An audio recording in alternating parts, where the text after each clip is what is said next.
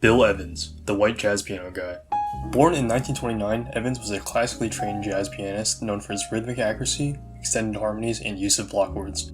His most famous work is on Kind of Blue as part of the Miles Davis Sextet, where Miles Davis stole all of his credit and then gave him a check for $25.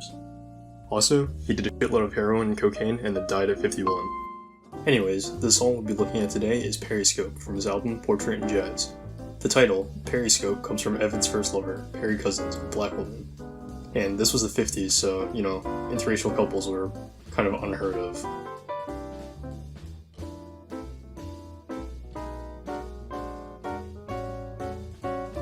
Alright, there's a ton to cover in just the first chorus of his solo, so I'll be playing it along with the transcription first, and then breaking it down after. You ready?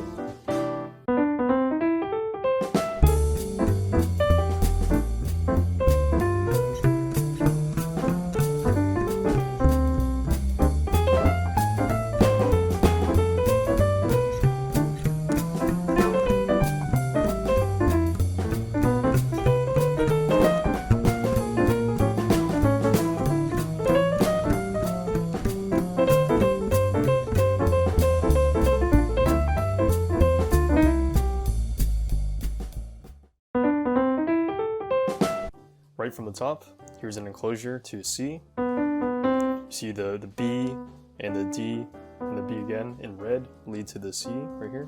And another chromatic approachment to the E right here.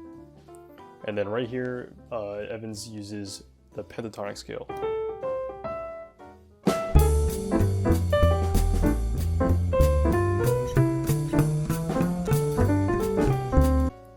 So for the melody of the first chorus of his solo, he just goes down the circle of fifths. All the way down, diatonically. And he also uses different rhythms throughout to make it interesting. And then right here, he just uses this arpeggio, which is the chord tier is G, so this is the 5th, 7th, and 9th, going down to the 5th of C. So on this E7, Bill Evans likes using the altered scale, which is this E augmented triad allows him to go all the way from here up into the higher register of the piano. For this enclosure, he does 2 above and 1 below, landing right on the 3rd of the E7. This is a callback to the original melody.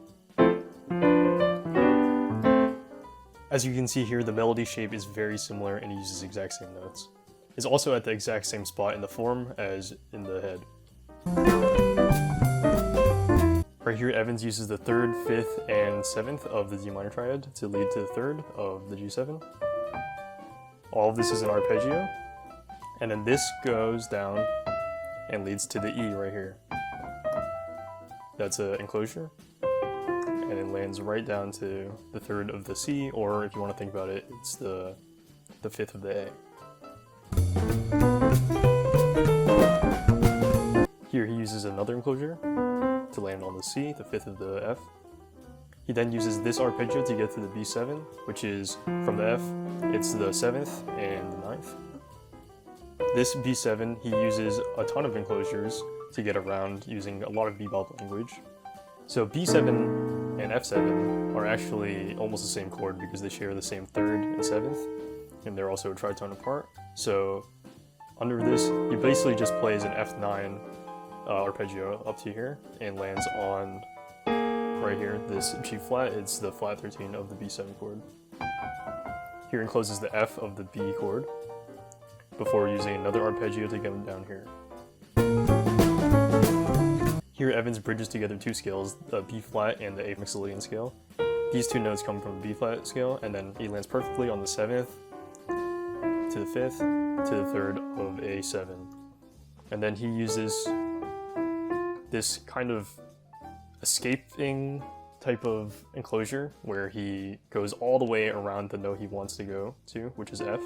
He uses all the notes of the A7 chord, and finally lands on the F, which is the 3rd of the D7. Here Evans repeats the same rhythm that he had 4 bars before. And then he also uses chromaticism to get to here. He overshoots the E a little bit, so he uses an enclosure to come down to the E, and then he lands on the 6th, which is a very common practice. If you don't want to land on the root of a chord, you can just land on the 6th and it'll sound kind of resolved.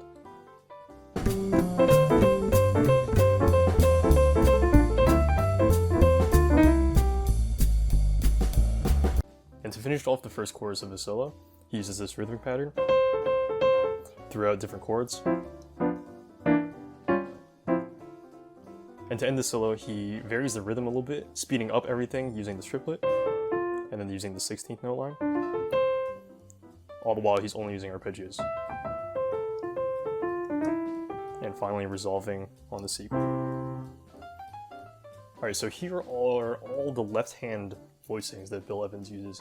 As you can see, he never uses the root of the chord. He always uses a rootless voicing. Like this is a D minor 9, but it doesn't have this D right here because the bass player is playing it. Again, on this G7 chord, he doesn't play the root. He has a 7, 9, 3, and 6, which is all the different types of flavors that you can put on a chord that without making it altered. And then for the C major 7 or the A minor 7, it's basically the same chord, just with a different root. He uses this voicing. He loves his chordal voicings. As we get into different chords, such as the E7, he loves this altered voicing, where this is a 3rd, this is a sharp 5 or a flat 13, 7, and this is a sharp 9. As you can see on the B flat 7, he actually uses the exact same chord voicing. That's because E7 and B flat 7 are a tritone apart, so you can use the same chord voicing. Near the end, you can start to see him use more dominant voicings, like this C7 chord, A7 with the sharp 5 or flat 13. And this is just to build more tension at the very end of the solo before he resolves. You also can see that on the G7 chord, he actually plays this, and it has the 4th or 11th of the G7. This is because he's suspending it for a little bit right before he resolves it, and then finally resolves it to right here. So, there you have it. How to solo like Bill Evans. Well, thanks so much for watching, and I'll leave you with the full analysis. See ya!